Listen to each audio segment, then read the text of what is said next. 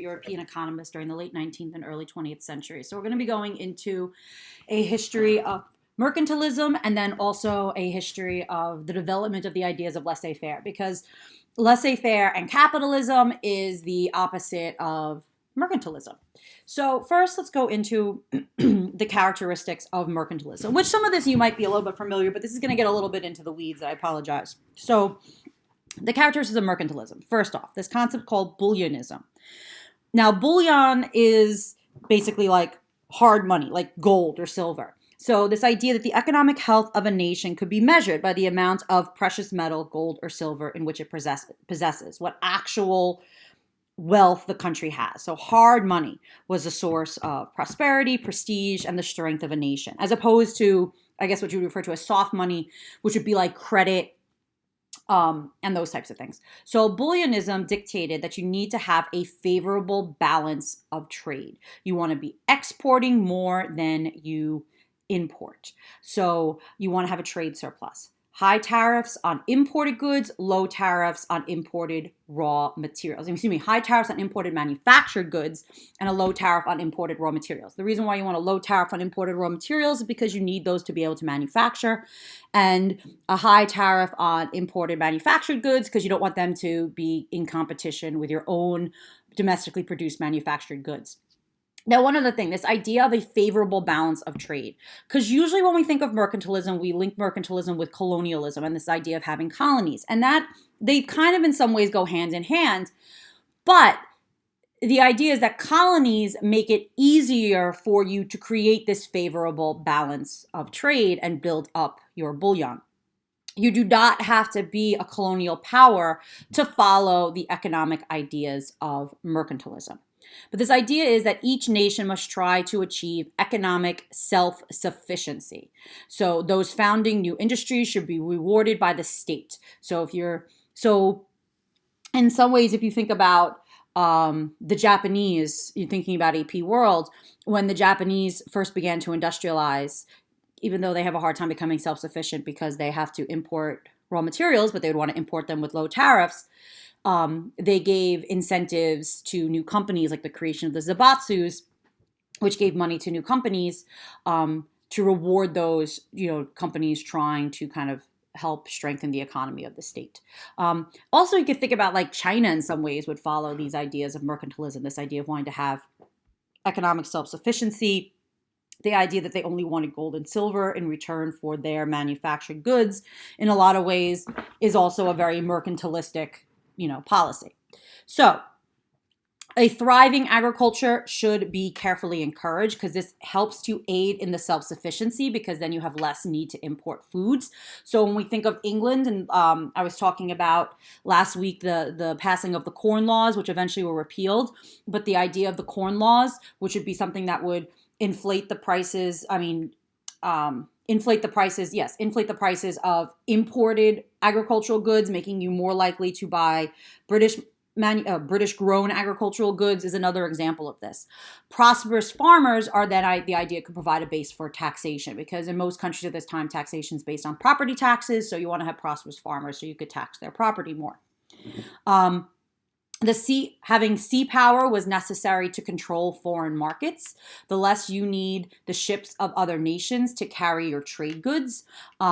And having a large fleet adds to the power and prestige of your nation. So if you think back to the 18th century colonial times in Great Britain, the British passed something called the Navigation Acts, which dictated trade between the Great Britain and the 13 colonies in North America, because initially a lot of the ships that were moving goods across Europe were being done on Dutch-built ships, because the Dutch were the major shipbuilders of Europe, and the British, wanting to build up their own shipbuilding industry, when they passed the Navigation Act, said that all products coming in and out of Britain and the 13 colonies had to be done on British ships as a way to boost up the British shipbuilding industry and to kind of control what was coming in and out of the 13 colonies to protect British interests. So again, the Navigation Acts which again, colonies can help you to achieve the goals of mercantilism, is an example of how the British were using it to their advantage prior to really kind of instituting more capitalistic ideas. And you want to impose internal taxes of all kinds to raise as much money as possible for your country. Let's see that. What the heck? I don't know what just happened here, but my slide is not visible. Very weird. Having some difficulties with PowerPoint. Okay, so, and I can't, for some reason, it won't let me show you what's on my slide, but I will tell you what was on my slide. So colonies, and I said this before, would provide captive markets for manufactured goods and sources of raw materials. So it's colonies that make it easier to be a mercantilistic power because of that exchange of cheap raw materials and then the export of, more highly valued manufactured goods. This idea that trade is a zero-sum game, meaning a nation can gain in international trade only at the expense of other nations. Well, someone that's like a free trade advocate would say that, trade between two nations can be mutually beneficial to both. But a mercantilist would not believe that. A mercantilist would believe that one country benefits and one country suffers. So in order to be able to carry this all out, you want to be able to have a large population to provide a domestic labor force, and also to be able to people your colonies. Luxury items should be avoided because they take money out of the economy unnecessarily.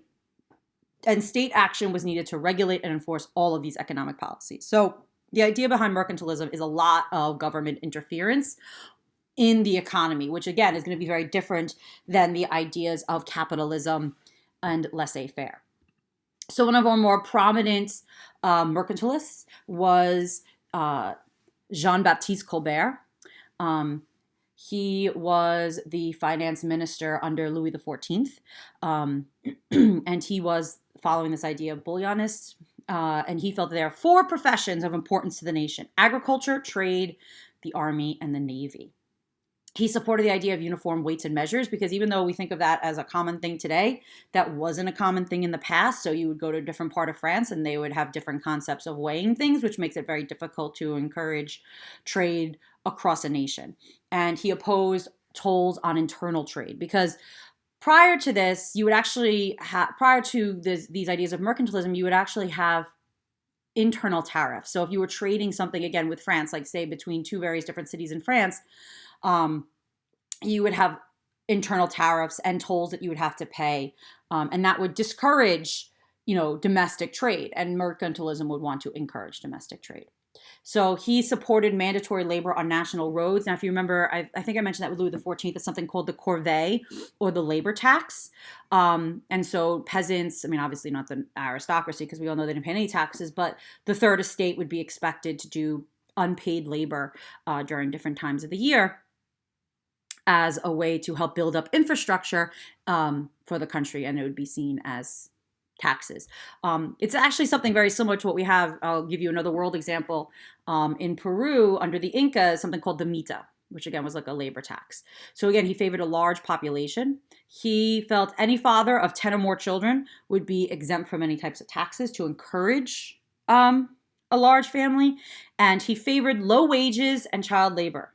Very lovely. So have lots of kids so we can pay them very little money and work them to death at a young age. Fun. So who benefited the most from mercantilism? The monarchs, because the government would have lots of money and lots of taxes, merchants, joint stock companies, and government officials.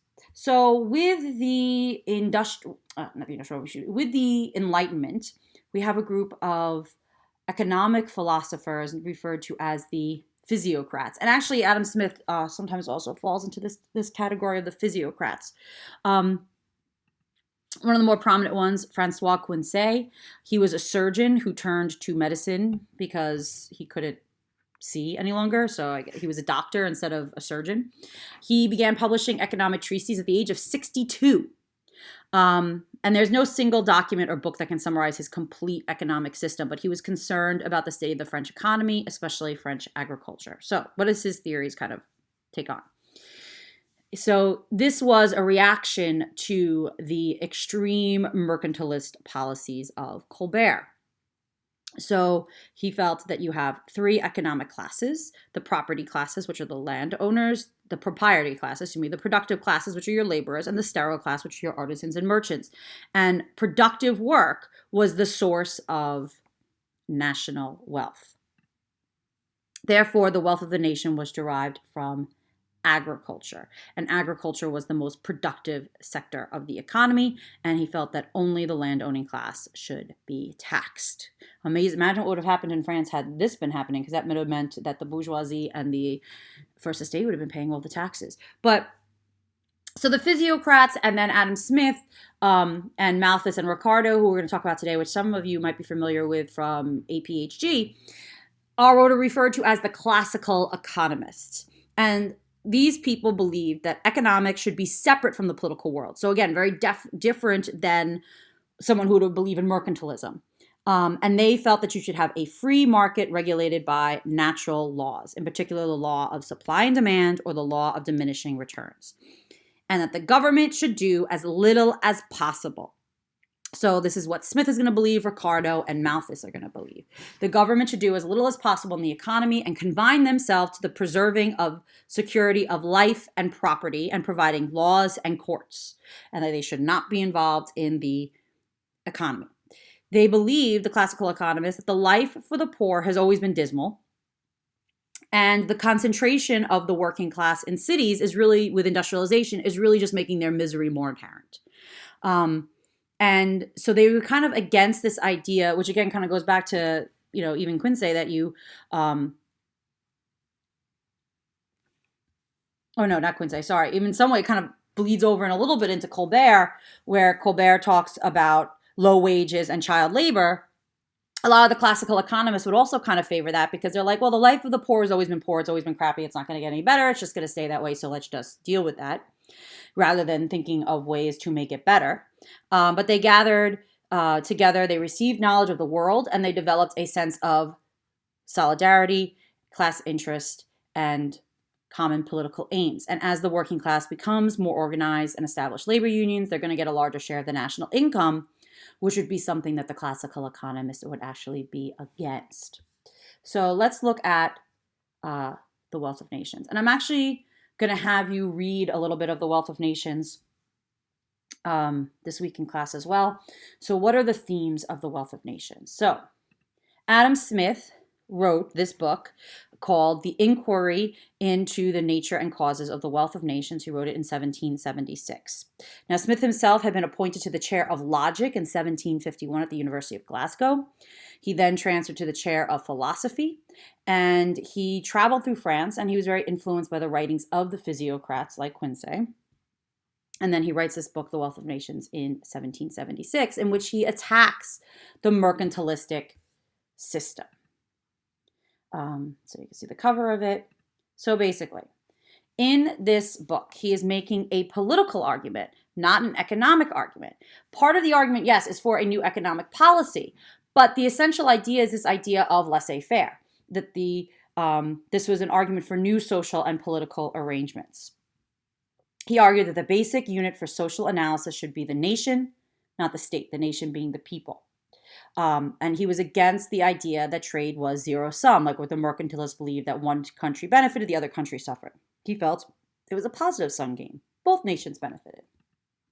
So here are some basic capitalistic principles that Smith winds up laying out. So that goods and services are produced for profitable exchange. No one's going to start producing something if they don't think they're going to make any money off of it. No one's opening a business just, to open a business. They're opening a business to make money.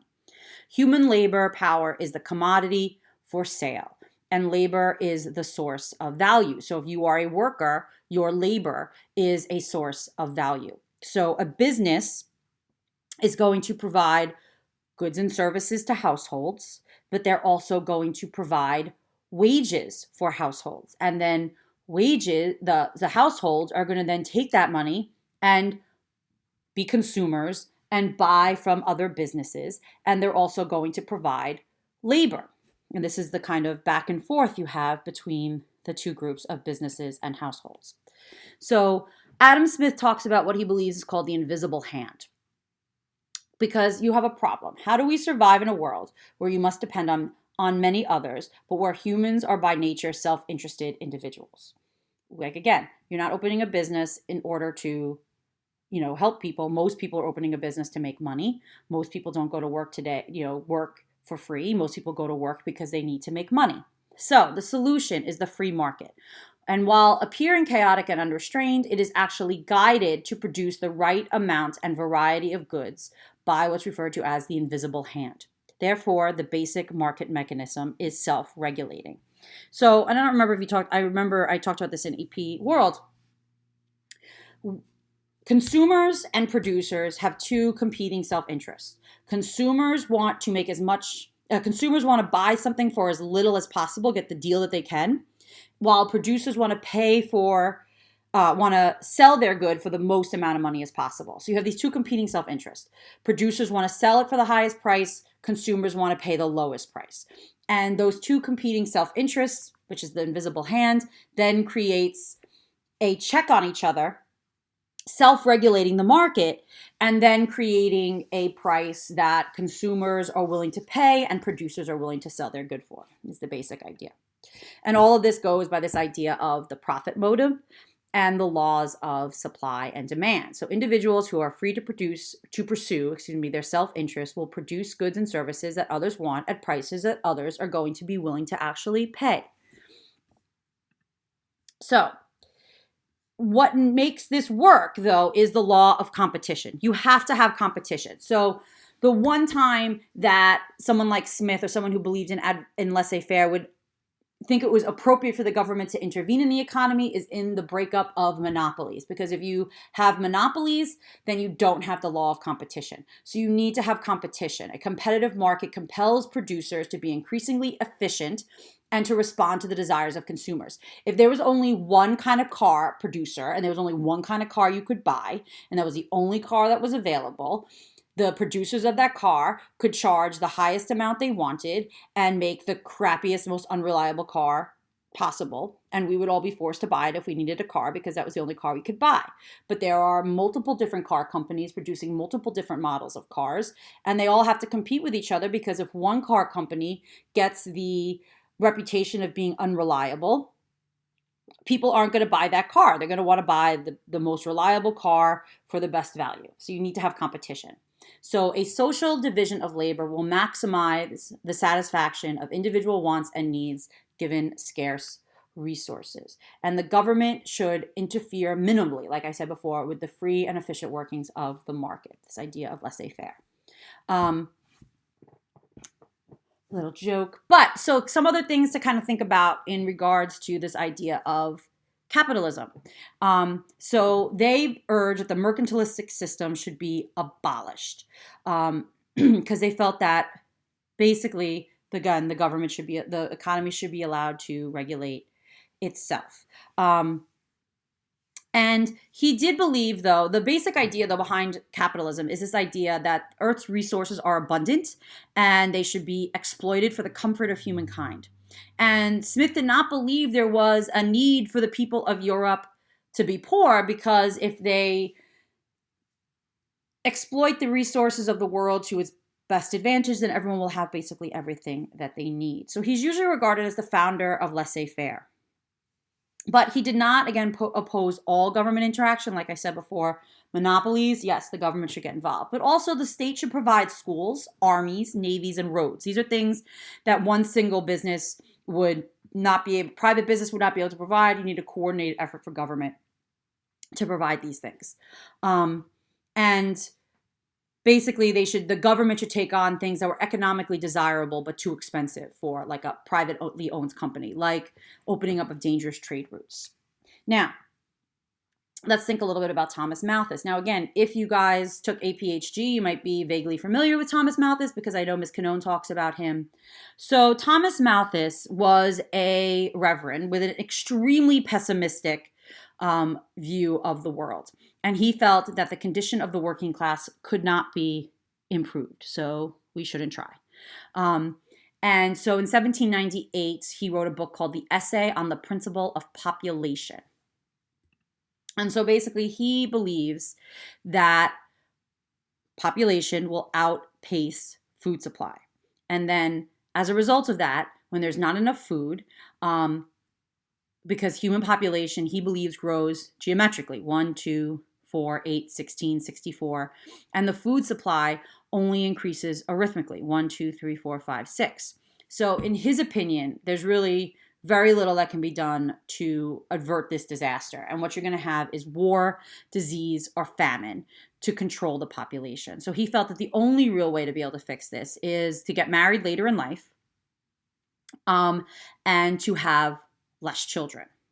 So, and he didn't really believe that that would happen. He did not feel that late marriage would happen because he felt that the attraction of the sexes would cause them to marry early and have many children. That's why he felt that this really could not be avoided. That's why he felt that war, famine, and disease were going to be this cyclical thing that society was going to have to deal with.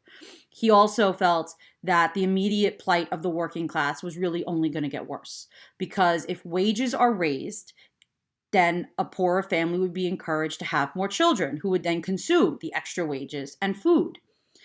Later in life, he kind of lightened his view because, again, very, very pessimistic, by saying if the working class could have a higher standard of living, they would then spend more money on consumer goods.